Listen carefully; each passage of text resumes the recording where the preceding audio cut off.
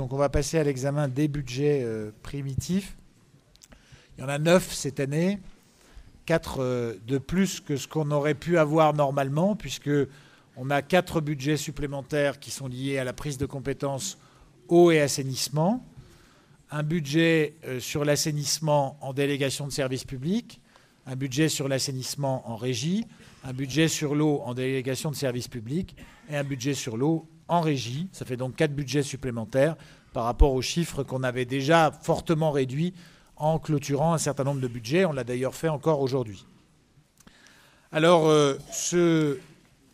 ces budgets reprennent pour une grande part les orientations, et pour l'essentiel, qui vous ont été présentées lors du rapport d'orientation budgétaire du 26 novembre 2019. C'était il y a 3 semaines, même un peu moins de 3 semaines.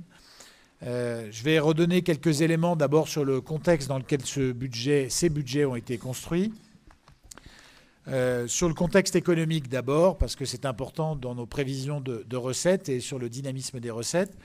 Sur le contexte international, on a aujourd'hui des prévisions pour la croissance mondiale arrêtée en 2019 qui seraient à 3%, contre 3,6% en 2018. Donc il y a un ralentissement de la croissance mondiale en 2019.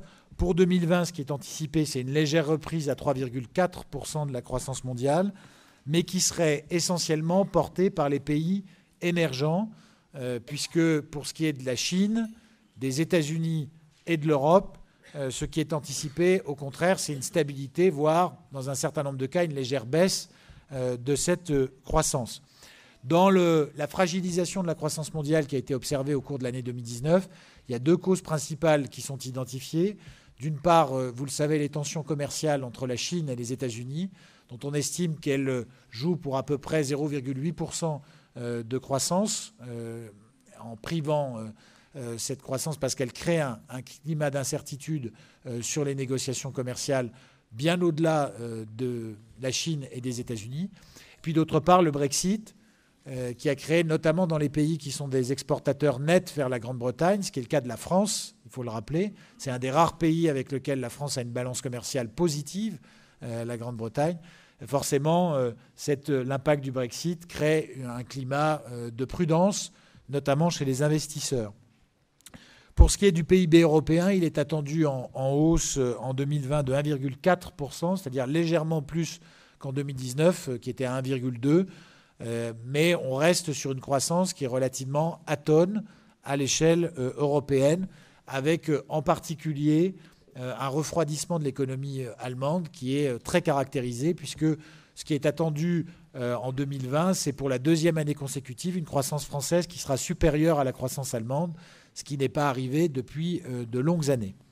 Sur le contexte national, les perspectives de croissance telles que présentées par le FMI pour la France en 2020 sont à 1,1%, c'est-à-dire à peu près le taux européen, légèrement en dessous, contre 1,3% en 2019 et une prévision de 1,3% à nouveau en 2021. De façon un petit peu plus concentrée, ce qui est aussi attendu, et qui était prévu par le FMI, c'était un ralentissement de la croissance française dans les derniers mois de cette année 2019 et dans les premiers mois de l'année 2020, ce qui semble se confirmer. Pour autant, la croissance française reste à un niveau qui est à peu près dans la moyenne européenne et au-dessus de la plupart des grands pays européens, puisque sont plutôt des pays comme la Pologne, par exemple, qui tirent la croissance européenne vers le haut. Vous le savez, en France, c'est la consommation des ménages qui soutient pour une large part la croissance. Et elle est attendue en hausse de 1,5% en 2020. Et puis en nombre de créations d'emplois, ce qui est prévu pour l'année 2019, une fois qu'elle sera complètement terminée, c'est 266 000 créations d'emplois nettes dans notre pays, un petit peu moins qu'en 2018, mais de nouveau des créations d'emplois supérieures à 250 000 en 2020, donc un chômage qui sera structurellement à la baisse, puisque aujourd'hui, on est à 8,5%, et ce qui est anticipé, c'est 8,2% pour l'année 2020, là où, je vous le rappelle, on a pu être jusqu'à plus de 13% dans notre pays. Pour ce qui est du local, et donc là aussi de l'impact et de la manière dont ça va se ressentir dans nos recettes, Nous sommes dans une région, je le rappelle, le Grand Est, qui est une des rares régions en France qui a une balance commerciale positive, c'est-à-dire que la région Grand Est exporte plus qu'elle n'importe. Et donc forcément, quand il y a un ralentissement de la croissance, et c'est loin d'être le cas de toutes les régions françaises, hein, la région qui a la balance commerciale la plus déficitaire en France, c'est l'Île-de-France, bien sûr, qui importe massivement et qui exporte beaucoup moins qu'elle n'importe, qui est surtout créatrice de services. Mais le Grand Est, lui, est bénéficiaire. Et donc forcément, quand on a une région où le commerce extérieur apporte de la richesse en net, on risque et on peut risquer d'être plus impacté que les autres par un refroidissement de la croissance mondiale, en particulier sur les marchés chinois et américains. Toujours dans notre région, on compte 18% de seniors, vous le savez, c'est un peu moins qu'ailleurs, mais ça progresse plus vite qu'ailleurs, puisque c'est un rythme de croissance d'1,74% par an. Et en particulier dans les Vosges, nous sommes le deuxième département du Grand Est qui vieillit le plus vite, derrière la Haute-Marne, mais devant l'Aube et même la Meuse, avec un vieillissement particulièrement marqué en Déodacie et un chômage sur notre bassin d'emploi qui a également baissé, puisqu'il est passé en 2013 de plus de 16% à 10,4%. Ce sont les chiffres du troisième trimestre 2019. Donc il est revenu à un taux comparable à ce qu'il était avant 2008. Alors sur le budget qu'on a construit, ces budgets 2019 dans le détail, ils doivent tenir compte d'un certain nombre de modifications, de changements. D'abord, la suppression progressive de la taxe d'habitation, vous le savez, qui va profiter à une très large majorité des habitants de la Déodacie dès l'année 2020, même si la suppression totale aura lieu en 2023 pour les 15% de contribuables environ qui resteront redevables pour les années 2020, 2021 et 2022. Cette suppression de la taxe d'habitation, pour la partie que nous en percevions, évidemment, contrairement aux communes, ça n'est pas notre principale recette. Elle sera compensée par une fraction de TVA, donc une recette qui progresse, mais dont nous ne déciderons pas du taux, contrairement aux communes qui récupèrent la part départementale de la taxe sur le foncier bâti, avec compensation quand cette somme est inférieure et retrait quand cette somme est supérieure. Donc ça, c'est un élément de changement, mais on a tablé sur une recette qui, malgré tout, progresse pour ce que nous percevions auparavant de la taxe d'habitation. Deuxième élément fort dans la construction de ce budget, la poursuite d'une politique de transfert dynamique qui est plus marquée depuis 2018. Ce n'était pas tout à fait vrai en 2017 ni au début de l'année 2018, avec une attribution de compensation aujourd'hui qui est tombée, Alain l'a dit, à 8 millions, même un tout petit peu moins, alors même qu'elle était de 14 millions au moment où nous avons créé la communauté d'agglomération. Donc on est sur un rythme de transfert qui progresse, même si sur ce budget, nous allons subir les conséquences des faibles transferts décidés en 2018. Il y a un décalage de 2 ans, vous vous en souvenez. Et par rapport aux autres, nous avons beaucoup moins transféré de compétences en 2018 qu'ailleurs, ce qui va se traduire par une baisse des dotations et participations, notamment liées à la dotation d'intercommunalité d'environ 210 000 euros. Ça n'est pas rien. Hein. C'est comme si du jour au lendemain, on se retrouvait à apporter 7 salaires d'employés de catégorie C ou je ne sais pas combien de salaires en plus d'employés de catégorie B ou A. Enfin, c'est la première fois que nous allons voter ces budgets en fin d'année, donc sans reprise des résultats de l'exercice précédent, ni sans reste à réaliser non plus de l'exercice précédent en investissement. Et donc ce budget sera nécessairement complété par un budget supplémentaire au printemps, comme on a eu l'habitude de le faire jusqu'à présent. Alors, sur les volumes de ces budgets, de ces 9 budgets, on a un budget principal qui facialement, je dis bien facialement, est de 43 603 887, dont 26,2% en investissement, là aussi facialement. Quand on retire le montant des attributions de compensation, on obtient environ 30% d'investissement sur ce budget, ce qui est un bon ratio à l'échelle de la communauté d'agglomération. Ça, c'est pour le budget principal et facialement, j'insiste, c'est en additionnant l'investissement et le fonctionnement. Si on prend l'ensemble des budgets qui seront désormais portés par la communauté d'agglomération, y compris les 4 budgets de l'eau et de l'assainissement qui viennent s'inscrire dans l'exercice budgétaire 2020. On obtient un total de budget investissement et fonctionnement compris de 77 794 003 euros, dont 31,4% en investissement. Et dans ces budgets, et là aussi c'est facial, en valeur faciale, évidemment avec des décalages que vous connaissez par rapport à l'effectivité du budget, sur ces 77 millions, presque 78 millions, il y a 22,6 millions qui sont liés au transfert de l'eau et de l'assainissement, respectivement 11 735 375 pour l'eau, pour les 2 budgets de l'eau, et 10 992 203 en assainissement, quand on additionne là aussi les 2 budgets et bien sûr le fonctionnement et l'investissement. Sur le budget primitif en fonctionnement, vous l'avez vu, on vous propose il a été construit sur la maquette à un montant de 32 195 332, avec notamment des évolutions significatives en charge de personnel à hauteur de 650 000 euros supplémentaires, notamment liées à la récupération du personnel de l'eau et de l'assainissement, au glissement vieillesse technicité et à la montée en puissance d'un certain nombre de programmes comme Action Cœur de Ville, Revitalisation de Bourg-Centre ou la Boussole. Néanmoins, dans la construction de ce budget, on reste sur un pourcentage des charges de personnel par rapport aux dépenses globales qui est très raisonnable, puisqu'il est à 36%. Vous savez qu'on tangente le seuil d'alerte quand on est à 50% des charges de personnel par rapport aux dépenses globales. Nous en restons très loin.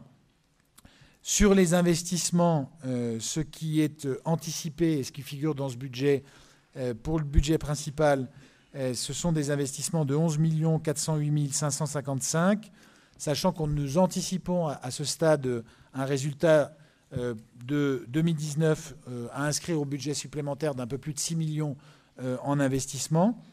Donc nous vous proposons, pour pouvoir financer ce besoin d'investissement, de contracter sur l'exercice budgétaire 2020 un emprunt de 2 millions d'euros, sachant qu'un emprunt de 4 millions a été réalisé sur l'exercice budgétaire 2019. Vous avez vu aussi qu'en recette d'investissement, on anticipe une augmentation des subventions et puis un certain nombre de produits annexes. Je pense notamment à des ventes de propriétés de la communauté d'agglomération. Dans le détail de ces dépenses, elles vous ont été présentées lors du rapport d'orientation budgétaire. On retrouve des dépenses qui sont récurrentes, les fonds de concours, qui vont devenir récurrentes, le numérique, la contribution de l'agglomération au numérique, c'est un peu plus de 110 000 euros annuels, je crois. Le programme Habiter mieux, qui est un peu plus de 300 000 euros et donc qui figure également dans ce budget. On n'en parle jamais parce qu'on le verse à quelqu'un d'autre, mais c'est une dépense très importante et récurrente pour l'agglomération. La poursuite du programme de la Boussole, pour laquelle on a déjà perçu une grande partie des subventions en recettes d'investissement précédemment. L'effectivité, donc il y aura des restes à réaliser là en l'espèce, du programme d'aménagement sur le château de Pierre-Percé, avec la première phase des travaux, c'est-à-dire la phase de consolidation patrimoniale, qui sera précédée nécessairement par une phase de fouille archéologique qui nous a été recommandée par le préfet de région. L'aménagement des 2 pôles d'échange multimodaux à Raon-l'Étape et à Saint-Dié-des-Vosges. Là aussi, on restait à réaliser l'aménagement de la nouvelle maison de service au public de Bande-Laveline dans un bâtiment aujourd'hui communal, le bâtiment de la Poste. La poursuite du programme de création de la recyclerie à Fraise par la création d'une matériothèque sur le pôle de l'éco-construction. La poursuite en ingénierie du programme Action Cœur de Ville et du programme Revitalisation des bourgs-centres. Et puis, dans les opérations qu'on peut également citer, la poursuite de l'aménagement du site du Souche et, on l'a dit, la création d'un bâtiment relais à Senones pour le groupe FS Group, donc pour la revitalisation économique. Voilà, c'est un budget, ce sont des budgets qui sont, j'y insiste, je l'ai déjà dit la dernière fois, qui ne permettront pas de dégager une épargne nette spectaculaire. On revient en réalité dans ce budget principal tel qu'il a été construit a une épargne nette comparable à celle que nous avions en 2017. C'est dû pour partie, mais pas seulement, c'est dû pour partie à la baisse des dotations suite à un rythme de transfert qui était inférieur à celui des autres intercommunalités, pour partie aussi à des projets que nous avons souhaité porter, à un rythme d'investissement très volontariste. Il faudra être très sérieux et très précis dans l'exécution de ce budget, notamment du budget principal, mais pas seulement, puisque par exemple sur le budget des redevances d'ordures ménagères, nous savons très bien que si la communauté d'agglomération facturait à 100% ce que coûtent les charges de personnel à ce budget, on se trouverait sur un déficit très spectaculaire du budget des redevances d'ordures ménagères, dont une partie des charges était portée par le budget général dans les anciennes communautés de communes. Et donc là aussi, il va falloir être très précis dans l'exécution de ces budgets et très attentif. Voilà pour une petite présentation très rapide. Je donne tout de suite la parole à Alain pour une présentation plus détaillée du budget principal et des budgets annexes. Eh ben, on peut faire, disons, je ne sais pas, c'est comme vous voulez, vous avez tout le détail, donc je ne sais pas si on va reprendre tout. Si vous avez des questions à poser sur certaines choses, je peux vous répondre. Peut-être il y en a certaines que je n'arriverai pas, mais je pense quand même que je pourrais vous répondre. C'est-à-dire, on va laisser donc le budget général, on l'a vu. Au niveau du budget de la Rome, Monsieur le Président vous en a parlé, on arrive à 3 millions en budget primitif et en budget, c'est-à-dire primitif en fonctionnement. En section d'investissement, on arrivera à 604 000. Ce qu'il faut savoir, les différents emprunts que vous a parlé le Président ou les sommes de 5 millions qui est d'augmentation de personnel, ce n'est pas tout à fait ça. C'est simplement comme on n'a pas pu remettre les résultats antérieurs.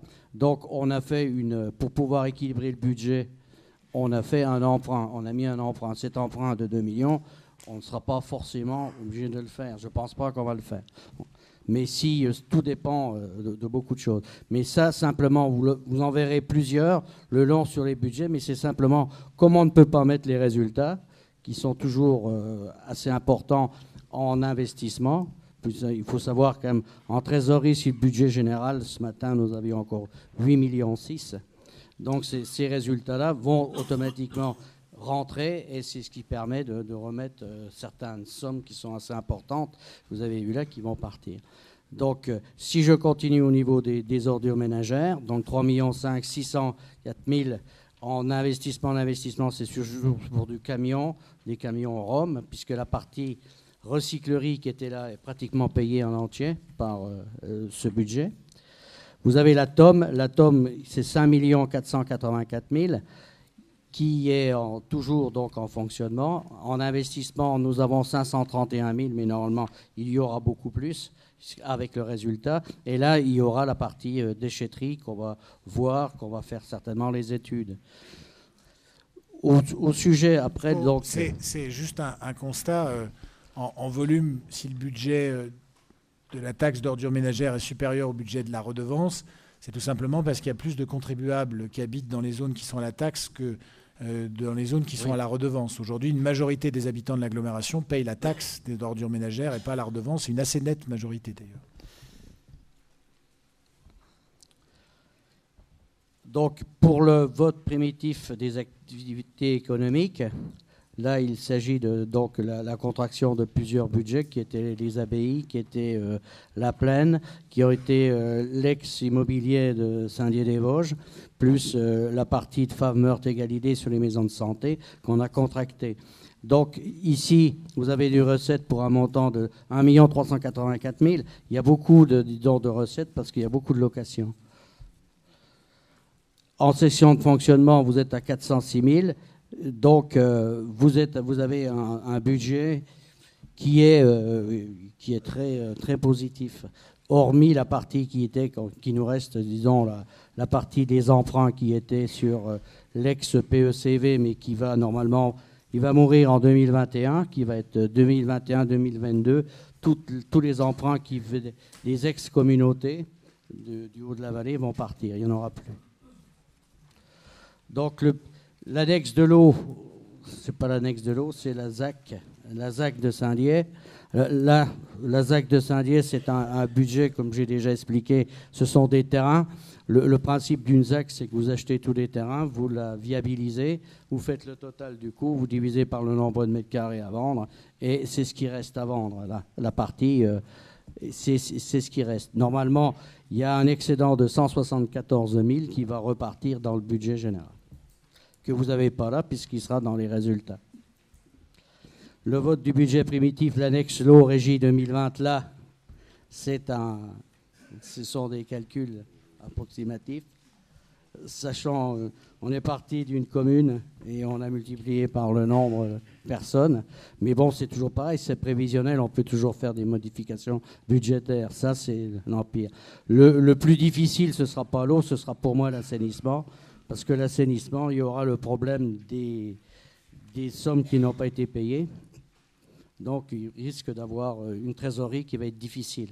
Vous savez que dans les services, généralement, on met en place ce qu'on appelle une ligne de trésorerie. Là, cette ligne de trésorerie, on ne sait pas si c'est nous qui allons la faire directement par la banque ou si on va prendre un prêt qui est remboursable sur 5 ans sur le budget général. Ça, c'est encore à voir et la façon dont ça va être financé, on le verra bientôt. Voilà.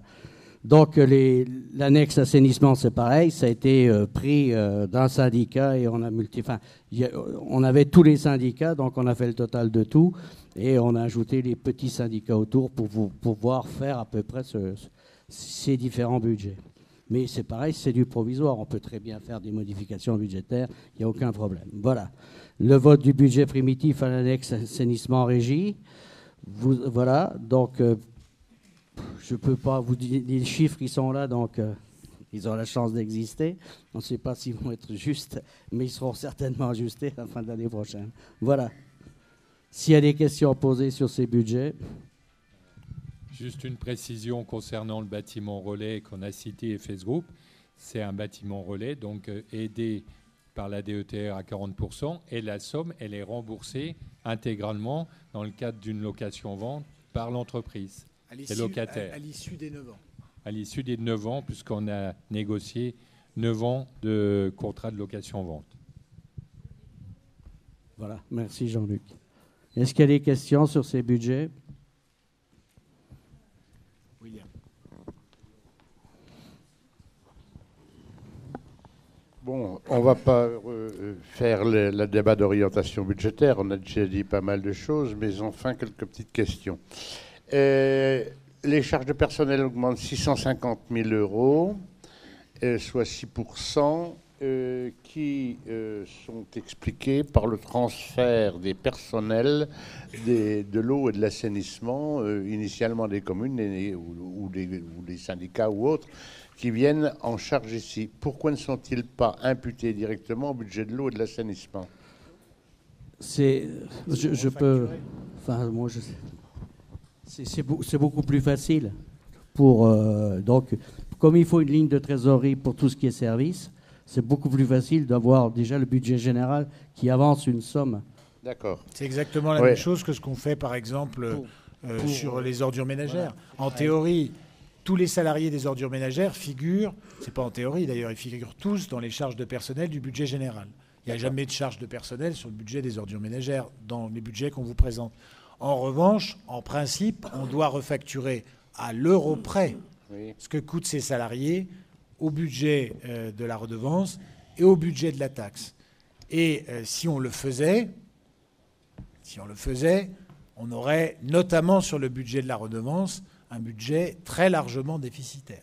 Il faut le dire ici, et c'est moins vrai sur le budget des taxes. Alors, donc, les 650 000 € principalement imputables au transfert des agents de l'eau et de l'assainissement, principalement, mais pas exclusivement. Il y a donc des augmentations très certainement d'indices, etc., enfin, des charges de personnel. Et il y a aussi des transferts de personnel qui ont eu lieu en 2019 et qui sont repris normalement sur l'attribution de compensation pour un certain nombre de communes. Je pense notamment à Saint-Dié-des-Vosges, peut-être à On-l'Étape aussi, je crois. Non, il n'y avait pas quelque chose, il me semble.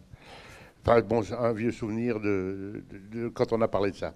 Or, je m'aperçois que les attributions de compensation baissent de 2 160 000 euros, donc ce qui est normal, mais il y a déjà 2 250 000 euros qui concernent la contribution aux SDIS. Donc, la baisse des attributions de compensation, normalement, devrait être supérieure aux 2 250 000 euros.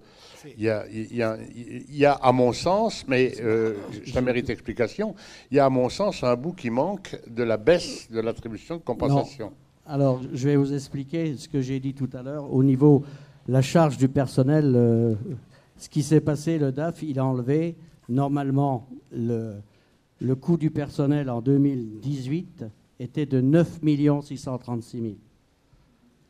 Il est passé en 2019, il est à 11 170 et il est prévu à 11 600 000 cette année. C'est-à-dire que le fait que l'excédent n'a pas été mis dans le fonctionnement, c'est pour ça qu'il a enlevé cette partie sur les salaires.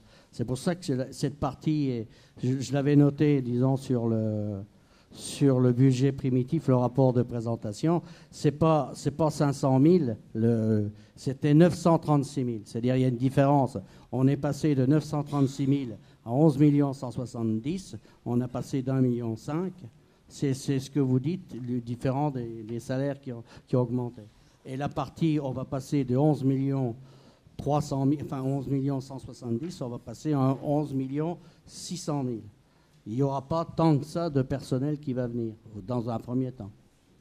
Et le fait, c'est les 500 000, c'est parce que c'est un budget prévisionnel. Il a enlevé la partie, comment je vais dire, la partie qui devait avoir en excédent dans le fonctionnement. Il l'a mis là. Si vous voyez dans les autres, l'excédent est environ de 3 400 000. C'est cette somme-là qu'il a enlevée sur le salaire. Oui, bon, j'ai pas tout compris, mais enfin... Sur les trois dimensions, c'est assez simple. C'est le DAF quand il... Sur les trois dimensions... Je lui ai dit. Attendez. J'ai fait Alain, le rapport, pardon. je lui ai dit. Tu me permets, s'il te plaît. Sur les trois dimensions, d'abord, il y a, dans les 6% que tu notes, il y a un effet, je n'ai pas dit principalement, j'ai dit c'est un des éléments, il y a un effet du transfert de l'eau et de l'assainissement. Il y a le personnel des syndicats qui arrive, il y a parfois du personnel dans les DSP qui jouait ce rôle. On a passé, par exemple, au bureau communautaire tout à l'heure, une mise à disposition de personnel pour 2 agents de la ville de Raon-l'Étape qui jouent un rôle dans le contrôle des délégations de services publics. Et puis, on pourrait, ici et là, il y a du personnel, etc. etc. Donc, ça fait une partie de cette hausse. Il y a une deuxième partie de cette hausse qui est liée au glissement vieillesse-technicité, dont vous savez qu'il est toujours compris entre 1,2 et 2%. Sur un exercice, nous, on est, pour tout un tas de raisons, on est plutôt vers 2, en fonction de l'âge de notre personnel, etc., etc. Et puis, il y a une partie sur des accroissements de personnel sur des missions spécifiques, notamment sur Action Cœur de Ville, en ingénierie, sur la revitalisation des bourgs-centres, où il y a un agent qui a été mis à disposition pour renforcer le service, ou sur la boussole, où on avait dit d'ores et déjà qu'on était sur un renforcement du personnel existant, qui contribue à ces 6%. Ça, c'est la première remarque pour décomposer cette augmentation des frais de personnel. La deuxième chose, sur ce que Alain a expliqué, c'est que quand on vote un budget en fin d'année comme cela, il est évident qu'on ne vote pas l'ensemble du budget qu'on pourra consommer au cours de l'exercice budgétaire 2020. On vote un budget qui ne correspond qu'à une partie de ce qui sera consommé sur l'exercice budgétaire 2020, et on essaye de faire que ce qu'on ne met pas dans le budget en dépenses corresponde à peu près à ce qu'on récupérera en excédent de fonctionnement sur l'exercice budgétaire de l'année précédente. C'est relativement logique. Donc on a essayé de regarder, pour mettre en face ce qui correspondait à l'excédent budgétaire attendu pour l'année 2019 au moment de la clôture des exercices budgétaires, on a essayé de retrouver dans les dépenses ce qui correspondait à peu près à cette somme. Et il se trouve que pour trouver une somme qui est suffisamment importante pour correspondre aux excédents de fonctionnement, il n'y a pas 50 000 endroits où on peut taper de façon relativement simple. C'est en sous-estimant les charges de personnel qu'on arrive à avoir une somme qui correspond à peu près et à l'équilibre. Troisième élément, et ça se fait dans toutes les communes qui votent les budgets en fin d'année. À la ville de Saint-Dié, on fait ça depuis des années et des années. On fait toujours comme ça. C'est toujours sur les charges de personnel qu'il y a ce niveau de sous-estimation. Troisièmement, sur le montant des attributions de compensation, c'est exactement ce qu'on a dit. Elles seront ajustées, et ce sera même le principal ajustement dans le budget supplémentaire. Elles ne sont pas évaluées à leur juste niveau aujourd'hui, et donc elles feront l'objet d'une correction, et c'est pour ça qu'il y a ce décalage entre les deux chiffres que tu observes. Oui, mais il y a un chiffre dont on est sûr, c'est la contribution au SDIS.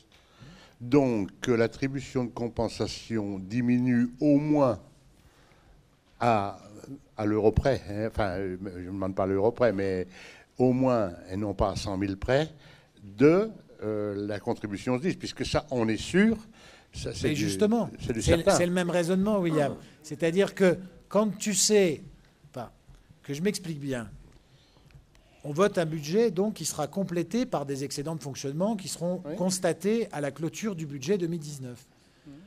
Il est donc incomplet ce budget, on est bien d'accord. C'est un budget primitif, incomplet, qui sera complété par un budget supplémentaire. Ils font donc, en regardant ce qu'on estime avoir en excédent de fonctionnement sur l'exercice budgétaire 2019, trouver des dépenses qui correspondent à peu près à cette somme-là et ne pas les imputer sur les dépenses dans le budget primitif pour ne pas déséquilibrer ce budget. Quelles sont les dépenses dont on est à peu près sûr du montant sur l'exercice budgétaire 2020 ? Précisément, le montant de certaines attributions de compensation, et en particulier celles dont on a déjà le chiffre très précis, comme sur la contribution du SDIS. Donc c'est beaucoup plus facile de taper dans le montant de ces attributions de compensation, et en particulier dans cette contribution au SDIS, pour pouvoir équilibrer le budget en attendant l'excédent de fonctionnement qui arrivera au titre de la clôture de l'exercice budgétaire 2019. Là, c'est assez logique jusque-là. Donc, rendez-vous en DM1 ou en DM2 ? En budget supplémentaire. Oui, enfin, budget supplémentaire. Oui, bien sûr. Alors, j'ai une autre question. Enfin, pas une autre question, c'est une remarque qui corrobore ce que j'ai dit tout à l'heure par rapport à l'épargne et par rapport à ça. Et d'ailleurs, le président l'a soulevé très, très, très, très clairement. On a un virement à la section de la section de fonctionnement à l'investissement qui diminue d'1 800 000, 2 900 000, et en même temps, on a un remboursement de capital des emprunts qui augmente de 315 000, mais c'est bien normal puisqu'on a fait des emprunts, il faut bien les rembourser. Cependant, à ce rythme, il faut quand même être extrêmement, extrêmement prudent. Il y a enfin un dernier point, mais ça me concerne directement. J'ai vu qu'il était question dans les recettes d'investissement de vente de biens, dont le site de Saint-Michel. Peut-on avoir quelques explications? Parce que je pense qu'il eût été, pour le moins, non pas obligatoire, mais élégant, de m'en parler. Ça aurait été élégant.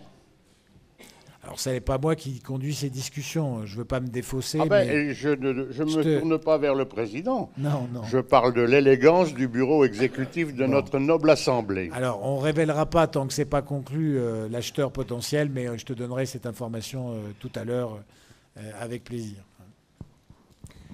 Sur ce que tu évoques sur le niveau de l'épargne, moi j'insiste sur le fait qu'il y a la photographie qu'on a aujourd'hui, elle est assez comparable pour le budget 2020 à la situation qu'on pouvait avoir en 2017, j'insiste.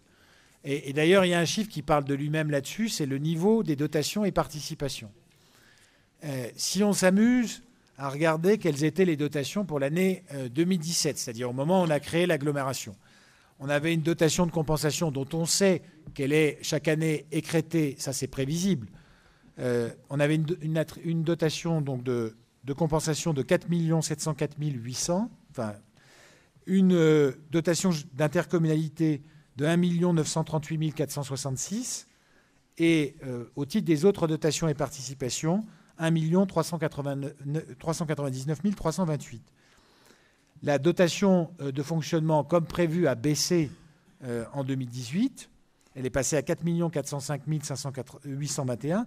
Mais en revanche, la dotation d'intercommunalité, parce qu'on avait l'effet de bonus de la prise de compétences transport, a augmenté à 3 022 741. Donc on a gagné 1 100 000 rien que sur cette dotation.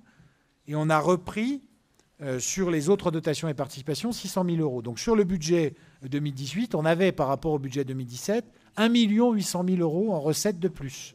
Ce qui expliquait qu'on vivait et qu'on pouvait lancer des investissements à un rythme élevé.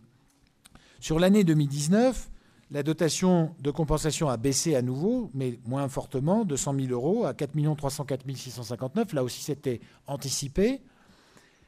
La dotation d'intercommunalité a commencé à baisser parce qu'on n'avait pas assez transféré de compétences au cours de l'année 2017. Donc elle est passée de 3 millions à 2 848 001. Et les autres dotations et participations ont été quasiment stables à 2 037 000. Donc sur l'exercice budgétaire 2019, qui est en train de se clôturer, l'agglomération en dotation, parce qu'elle n'avait pas transféré suffisamment de compétences et assez vite, avait déjà perdu un peu plus de 250 000 euros. Et sur l'exercice budgétaire 2020, on passe en dotation de compensation, là aussi c'était prévu, à 4 201 347, c'est donc 100 000 euros de moins, avec une dotation d'intercommunalité qui passe de 2 848 000 à 2 705 000, c'est donc 143 000 euros de moins, et une stabilité à plus 36 000 euros des autres dotations et participations. Ça veut donc dire que l'effet du bonus que nous avions eu par la prise, par l'extension, la création de l'agglomération, qui se chiffrait à peu près à un peu plus d'1 million d'euros en début de mandature, nous l'avons perdu. Donc nous revenons à plus 800 000, moins 800 000, nous revenons à la situation de 2017. Parce que le rythme des transferts n'a pas été assez rapide en 2017 et en 2018. Voilà ce que je voulais montrer. Une grande partie, en fait, du retour à la situation, notamment en épargne nette, même si elle est un peu meilleure qu'en 2017, est imputable à un rythme de transfert qui n'a pas été assez dynamique au cours des années 2017-2018. Voilà.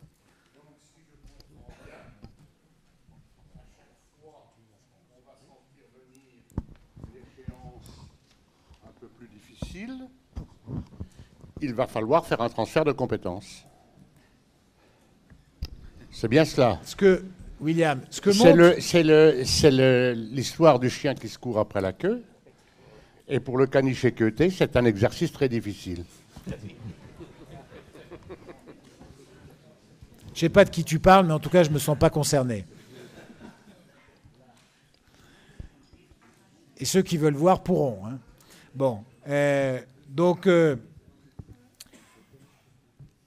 que tu pourrais prendre la démonstration autrement et dire que finalement, on a toujours les mêmes recettes, des recettes aussi suffisantes en 2020 pour financer nos dépenses que les recettes que nous avions en 2017, héritage des anciennes communautés de communes, pour financer nos dépenses. Donc on n'est pas en plus mauvaise situation budgétaire que quand les anciennes communautés de communes ont construit leur budget. On a toujours le même niveau de couverture de nos dépenses qu'à cette époque, presque à l'euro près. C'est ça qui est assez fascinant. Donc la situation ne s'est pas dégradée du tout. On est revenu à l'identique parce qu'on n'a pas eu ce rythme de transfert. Et pour autant, on a eu des politiques nouvelles.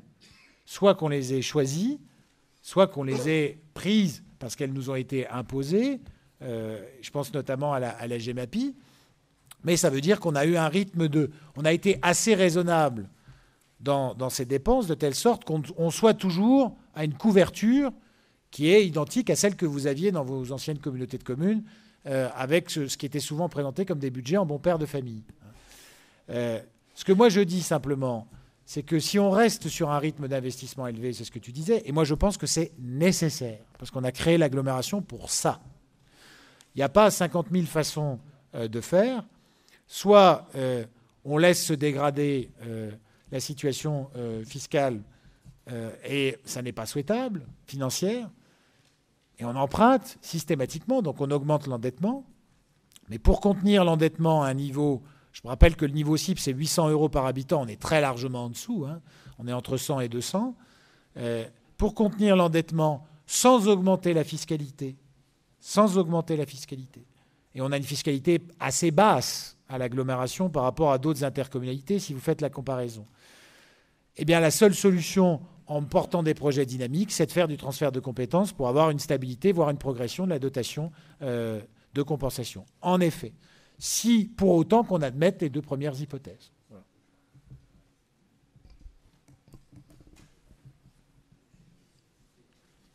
Mais on peut discuter, hein, tu as parlé de la fiscalité tout à l'heure, c'est une autre façon de financer des projets. Hein, mais voilà. Il n'y en a pas 50 000. Soit on a plus de recettes par l'effet des dotations, soit on a plus de recettes par l'effet des impôts, soit on arrête de porter des projets innovants, soit on emprunte plus. Il n'y a pas 50 000 solutions.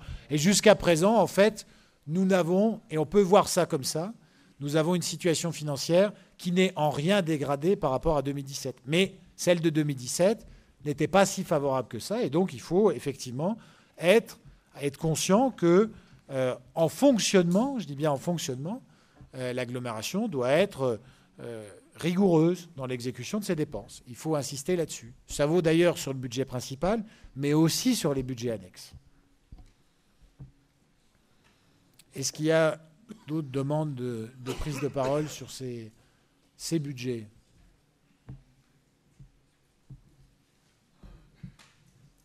Non ? Il n'y en a pas. Les prises de compétences, vouloir à tout prix prendre des prises de compétences. Il faut mettre le moteur. Ouais, vouloir prendre à tout prix des compétences, c'est des charges nouvelles aussi. On voit sur l'eau et l'assainissement, on n'est pas au bout de nos surprises hein, quand il va falloir gérer l'eau et l'assainissement. Donc oui, en fait, on se fait rouler dans la farine parce que quand on nous dit de créer une communauté d'agglo en appâtant avec effectivement le plus au niveau des dotations, à Mion, on voit qu'on est revenu à zéro.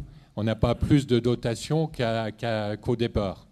Donc, prendre des compétences pour prendre des compétences, comme le dit si bien notre collègue, ça nous crée des charges aussi nouvelles qu'il faudra assumer, d'où des dépenses nouvelles. Donc, je ne suis pas persuadé qu'on sera gagnant au bout de la chaîne. Comme disait un ancien maire, bientôt, à force de regrouper tout le monde, on va recréer la France. Bon, c'est vrai qu'on a un petit peu de marge, hein, puisque pour rappel, sur plus de 200 intercommunalités, on doit être 197e dans le niveau des compétences assumées. Et vous savez, je peux vous prêter, si vous voulez, des documents que je reçois de collègues présidents d'intercommunalités qui nous envoient leur magazine, y compris dans des zones qui ne sont pas forcément des zones très dynamiques, hein, dans le Forêt, dans le département de la Loire, dans le nord du département de la Moselle, communauté d'agglomération de Forbach. Ce n'est pas une situation qui est tellement différente de celle qu'on rencontre ici. La communauté d'agglomération de Bar-le-Duc, la communauté d'agglomération de Châlons-en-Champagne, la communauté d'agglomération de Chaumont, comme Bar-le-Duc, plus petite que la nôtre en population. Et le ton qu'on retrouve dans les publications est un peu différent. Moi, ce que je dis, c'est qu'aujourd'hui, on est dans une situation où il y a des équipements communautaires qui sont de facto communautaires et qui n'ont pas été transférés. Je vais prendre plusieurs exemples. Aujourd'hui, l'agglomération, dans son budget, elle a une crèche. Elle a une crèche. Et elle paye pour une crèche qui existe dans une vallée. La vallée de la Meurthe à Saint-Léonard. Il existe une autre crèche dans la communauté d'agglomération où il y a aussi des enfants de plusieurs communes qui n'est pas gérée par la communauté d'agglomération.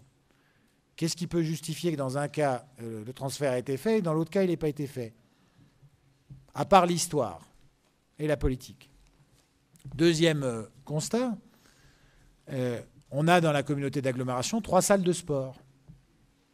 À Saint-Jean-d'Ormont, à Saint-Michel-sur-Meurthe et à Corcieux, qui sont gérées, financées par la communauté d'agglomération.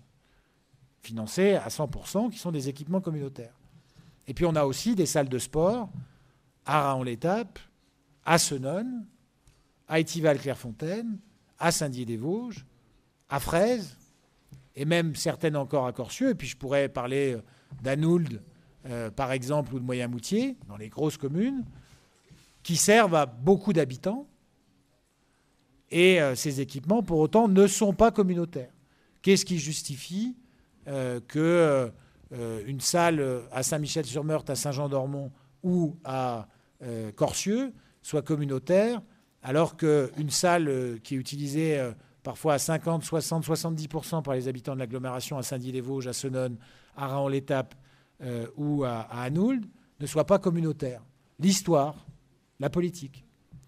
Mais on ne peut pas dire que ce soit une situation qui est complètement logique ou absolument limpide. Et donc, il y a encore pas mal de marge de manœuvre en la matière. C'est le moins qu'on puisse dire.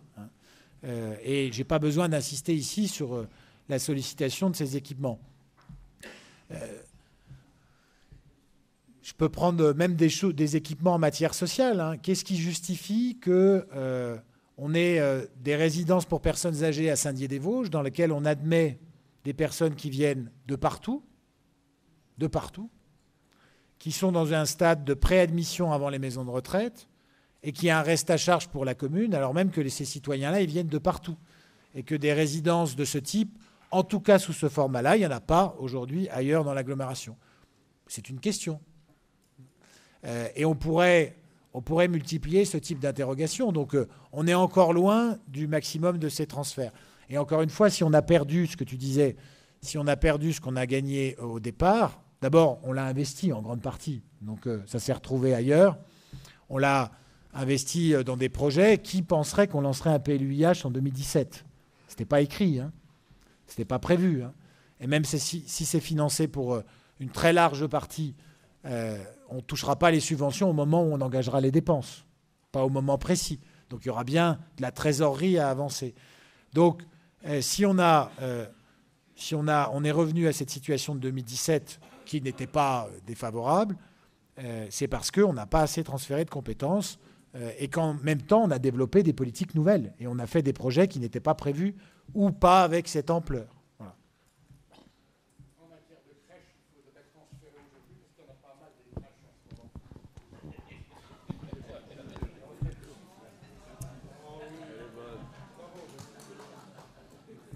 Je vous rappelle que sur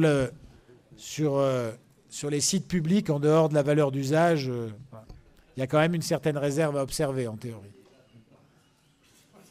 Voilà. Oui, Serge.